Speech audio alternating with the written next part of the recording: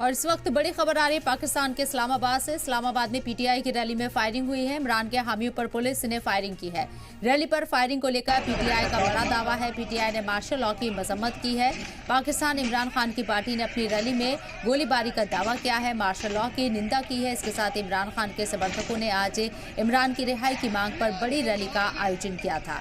इस्लामाबाद में हो रही इस रैली में फायरिंग की खबर सामने आई है। तस्वीरें भी आपको दिखा रहे हैं। हजारों की तादाद में इमरान हामी सड़कों पर नजर आए और इस्लामाबाद की तरफ कूच करते हुए नजर आए।